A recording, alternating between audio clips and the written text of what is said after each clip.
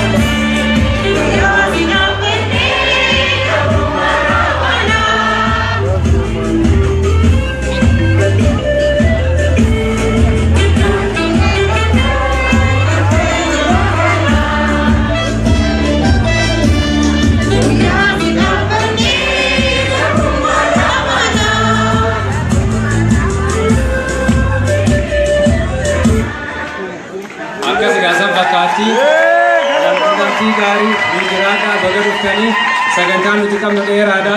Lee Fayyisaa Lalisaati bobbota kaarkadhaa afammallee. Maqaan isaa haa bulu.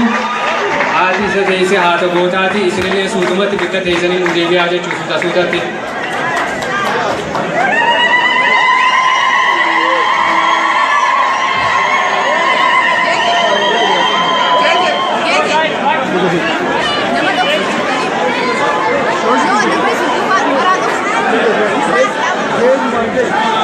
bakka keessan deebi'aa ta'a namni cuftiniyyuu bakka keessan qabadhaa bakka keessan deebi'aa ta'a. Ijoollee illee hin dagatina ijoollee. Guys, we just said, you want me to say it in English? Please sit down. Let's have a seat. Thank you. You want to sit, right? Yes. I know, I thought you said sit. Let's have a seat. Sit, let me know. You want to sit? Go ahead.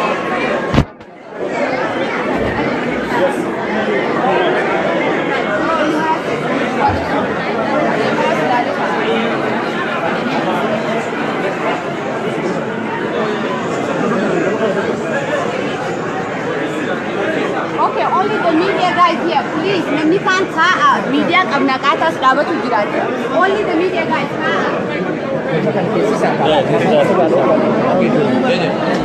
Fayyada, obsa kabatani. I got you. Fayyada sinjana.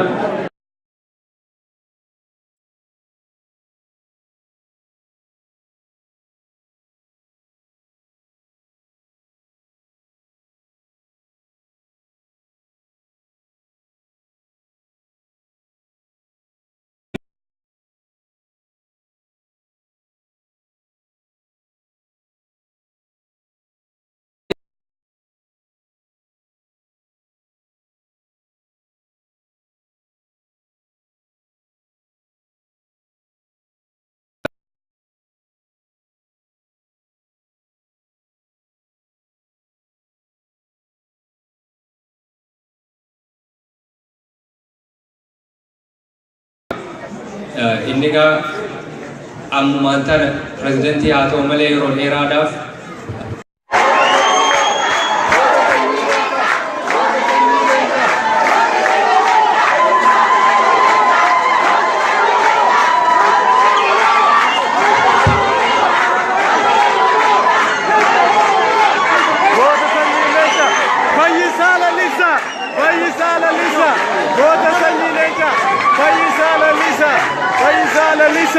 Goota sanyii leencaa Fayyisaa Lalisaa goota sanyii leencaa Fayyisaa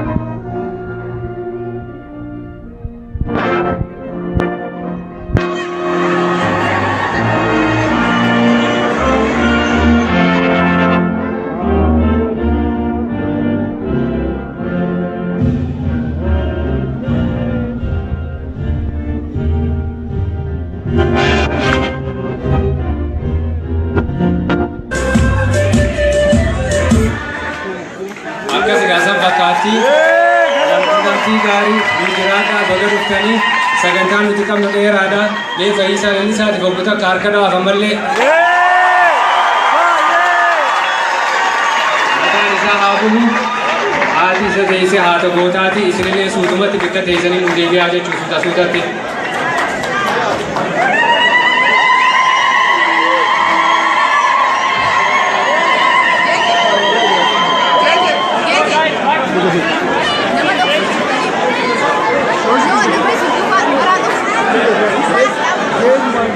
Ifama bakka keessan deebi'aa ta'a namni cuftiniyyuu bakka keessan qabadhaa bakka keessan deebi'aa ta'a.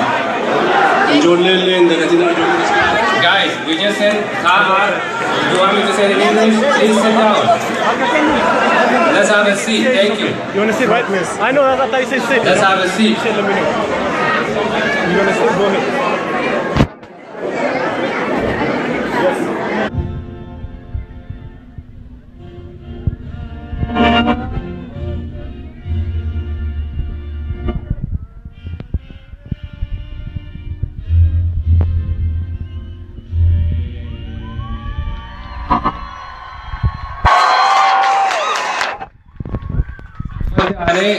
Faru alaba Oromoti jenna alaba Oromotiin jebeeka san itti aana akkuma dhaabbatan kan sanis waliin faarfanneeti achi booda bakka teenyu deebinaa jechuudha.